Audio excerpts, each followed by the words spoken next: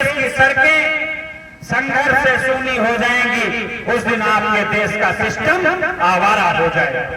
आज संघर्ष थम सा गया है, आज संघर्ष की गति कम हो गई है, आज संघर्ष कोई करना नहीं चाहता है। आज के दौर का जो संघर्ष है वो फेसबुक पर आपको देखने को मिलेगा।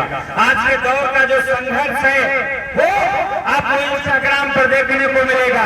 किसी जमाने में हम लोग रानी लक्ष्मीबाई को क्रांति करते हुए देखते थे, आज अपने घर की बहन बेटियों को सड़क के किनारे ठुमका लगाते हुए देख रहे हैं। किसी जमाने में हम अपने घर के नौजवानों को रण क्षेत्र में युद्ध करते हुए बलिदानी और कुर्बानी करते हुए देखते थे, आज हम अपने घर के नौजवानों को रील पर नाचते हुए देख रहे हैं। आज का संघर्ष ये है, इस संघर्ष से भी आपको बचाना होगा, भारत की संस्कृति को बचाना होगा, भारत के संस्कारों को बचाना होगा, भारत की सभ्यता को बचाना होगा, भारत की बिगड़ी सामाजिक व्यवस्था को बचाना होगा। भारत के सारे आंदोलनों के साथ साथ में एक सामाजिक आंदोलनों की भी जरूरत है। आज इंस्टाग्राम, यूट्यूब और फेसबुक की वजह से हमारे घर की सामाजिक जो व्यवस्था है वो भंग हो रही है, हमारे घर की लोक लाज भंग हो रही है, इसको भी बचाने की जरूरत है। मैंने अपने वक्तव्य की शुरुआत पहले ही की थी।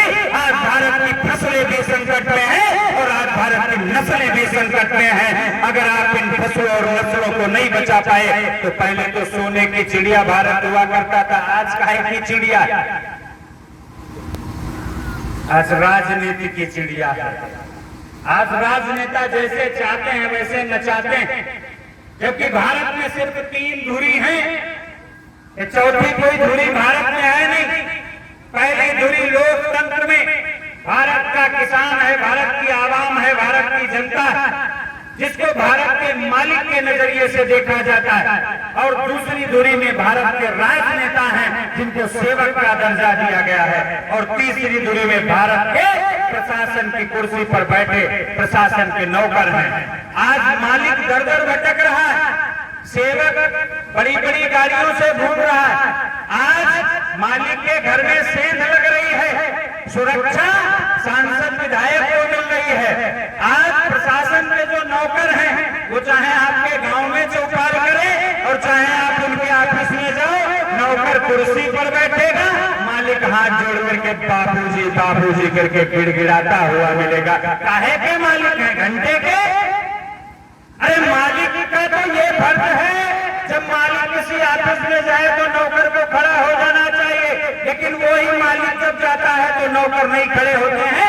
उसी मालिक ने जो अपनी वोट देकर के सेवक बनाए हैं, राजनेता बनाए हैं, उनके जाने पर उनका प्रोटोकॉल जारी हो जाता है, उनकी कुर्सी पर सफेद तौलिया डाली जाती है। जो आवंटित कुर्सी है, जो निर्धारित कुर्सी है प्रशासन के आला अफसरों के सक्षम अधिकारियों की, उस कुर्सी पर नेताजी बैठते हैं और प्रशासन के लोग उसी कुर्सी पर बैठते हैं। आप तहसील दिवस में चले जाओ, आप समाधान दिवस में चले जाओ, वहाँ अधिकारियों की बढ़िया टेबल सस्ती है, बिस्लरी के लिए अफेना का पानी रखा होता है, काजू की कतली, हल्दीराम, मूसाराम के लड्डू पता नहीं कौन कौन से रखे होते हैं, लेकिन आपके बैठने के लिए, आपके जलपान की कोई व्यवस्था नहीं होती। इन चीजों पर गौर करना होगा, इन चीजों के लिए संघर्ष करना होगा, इन चीजों के लिए मन बनाना होगा, इन चीजों के लिए डंडा उठाना होगा।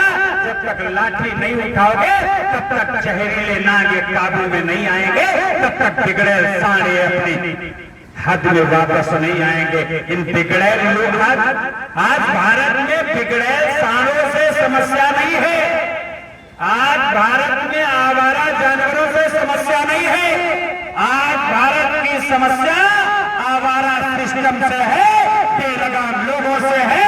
जैसे आपने अपने गांव में बिगड़े सांडों की नाक में नकेल डाल करके छेड़ या चाबुक लेकर के उनको पेटों में चलना सिखा दिया, वैसे ही आज प्रशासन और शासन के बिगड़े लोगों की नाक में नकेल डाल करके आम के पेड़ में बांध करके छेड़ वाली चाबुक लेकर के उनको राह दिखाने की जरूरत है। और अगर नहीं दिखाएंगे तो नौकर तो बन ही चुके हैं, अब फकीर बनना बकाया।